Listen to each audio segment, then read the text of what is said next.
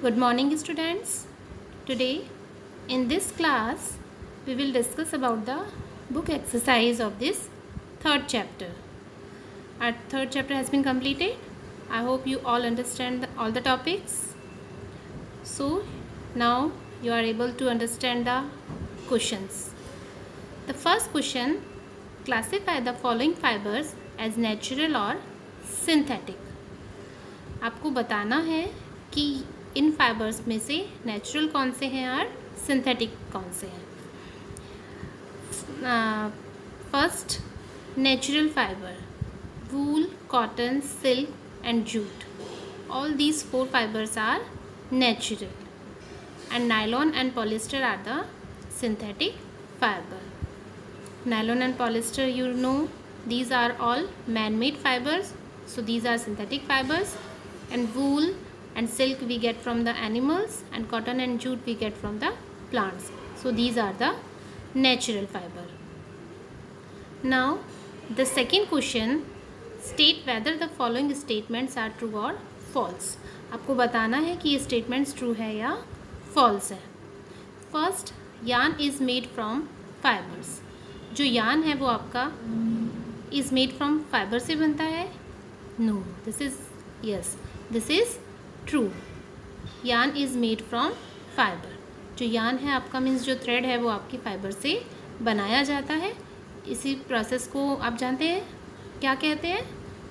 This is called spinning. Spinning is the process by which we made yarn from the fibre. Now the second question, spinning is a process of making fibre. Spinning जो है वो एक fibre को बनाने का process है. No, this is correct. Sorry, this is incorrect. Spinning is a process of making yarn. Spinning जो है वो yarn को बनाने का process है, not the fiber. So this is false. Now the third, jute is the outer covering of coconut. जो jute है वो coconut की जो outer covering होती है उसे कहते हैं? No. कोकोनट की आउटर कवरिंग जो होती है, जो फाइबर्स होता है, इसके हम बोलते हैं कोर. COIR, कोर कहलाता है वो. But jute we get from the jute plant, stem of the jute plant. जो जूट प्लांट होते हैं उसके स्टेम से हमें जूट मिलता है, ना कि कोकोनट की आउटर कवरिंग से. So this statement is false. Now the second is, now the next is, the process of removing seed from cotton is called ginning. No, this is false. ये भी false है. इसमें कह रहे हैं removing seed from cotton, cotton से seed को remove करना गिनिंग कहलाता है. नो, कॉटन से फाइबर्स को, सीड से फाइबर्स को अलग करना गिनिंग कहलाता है, ना कि कॉटन से सीड को अलग करना. So this is wrong. Now the next is, weaving of yarn makes a piece of fabric. Yes, this is correct. ये करेक्ट है आपका कि जो एक पीस है फैब्रिक का, एक पीस बनाने के लिए यार्न को विविंग किया जाता है. I told you the 2 process, weaving and knitting. These all 2 process are used for making fabric. Now the next is, silk fibre is obtained from the stem of a plant. जो silk fibre है वो plant के stem से मिलता है. No, silk is a animal fibre. अब जानते हैं सिल्क एनिमल फाइबर है. किससे मिलता है हमें? सिल्क वर्म से मिलता है, ना कि आपके प्लांट से मिलता है. So this is false. Now the next is, polyester is a natural fibre. No, this is incorrect. Polyester is a synthetic fibre, not natural fibre. So this is your all true and false. Now the third question is, fill in the blanks.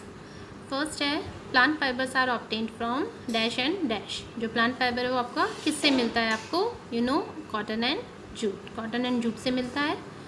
Animal fibres are dash and dash. Animal fibres कौन कौन से होते हैं? Wool and silk.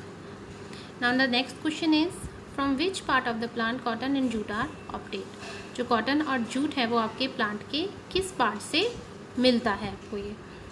तो इसमें आप लिखना है, cotton is obtained from the seed of the cotton balls. जो कॉटन प्लांट्स होते हैं, इसका जो फ्रूट होता है, इसके फ्रूट को हम क्या बोलते हैं? कॉटन बॉल्स बोलते हैं.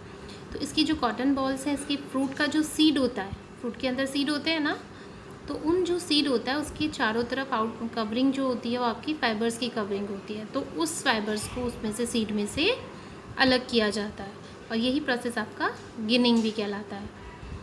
Next jute. Jute is obtained from the stem of the jute plant. जो जूट है वो आपका जूट प्लांट के स्टेम से मिलता है। As I told you earlier कि जो जूट प्लांट का जो स्टेम होता है उसको जब हम पानी के अंदर, वाटर के अंदर इमर्स्ड करके रखते हैं काफ़ी दिनों तक, तो वो क्या हो जाता है, सॉफ्ट हो जाता है उसका स्टेम, और इजीली उसमें से हम फाइबर्स को अलग कर सकते हैं। Now the next question, name 2 items that are made from coconut fibre. अभी मैंने आपको बताया था कोकोनट फाइबर को हम क्या बोलते हैं, कोर बोलते हैं। तो उस फाइबर से आपके क्या क्या आइटम्स बनाए जा सकते हैं। Coconut fibres are used in making ropes and mattresses. Ropes होती हैं आपकी जो रस्सियाँ होती हैं, मैट्रेसेस होते हैं गद्दे, और भी आप इसमें लिख सकते हैं लाइक आपके बैग्स बना सकते हैं, डोरमेट्स बना सकते हैं। बहुत सारी ऐसे आइटम्स होते हैं जो हम कोकोनट फाइबर से बना सकते हैं। Now the next question, explain the process of making yarn from fibre. Fibre से यार्न किस तरीके से बनाया जाता है, उस प्रोसेस को आपको एक्सप्लेन करना है। The process of making yarn from fibre is called spinning. बताइए आपको इस प्रोसेस को हम स्पिनिंग कहते हैं। In this process fibres from a mass of cotton wools are drawn out and twisted. जो कॉटन फाइबर्स होते हैं उनकी जो थ्रेड्स होते हैं, फाइबर्स होते हैं, उनको अलग कर लिया जाता है और फिर उन्हें आपस में ट्विस्ट किया जाता है। This brings the fibres together to form a yarn. जिससे क्या होते हैं, आपके जो फाइबर्स हैं वो आपस में मिलकर आपका क्या बना देते हैं, एक यार्न बना देते हैं। The devices used for spinning are hand spindle and charkha. जो इस काम के लिए जो डिवाइसेस यूज़ की जाती हैं वो आपकी होती हैं तकली, हैंड स्पिंडल जिसको हम तकली भी कह सकते हैं, जो आपके हैंड से ऑपरेट की जाती है, मीन्स हाथ से आप उसको चलाया जाता है। एंड चरखा आप सब जानते ही हैं क्या होता है। इससे जो आपके हमारे जो हैं महात्मा गांधी जी जो थे फादर ऑफ द नेशन, वो यूज़ करते थे इस चरखे को। उससे वो अपने लिए क्या बनाते थे, खुद ही फैब्रिक बनाते थे, खुद ही अपना धागा, अपना यार्न खुद ही तैयार करते थे। तो this is all your book exercise. आप ये बुक एक्सरसाइज अच्छे से पढ़ लीजिए, रीड कर लीजिए। Now I send you the PDF of this question answers and you write down this in your notebook. Thank you.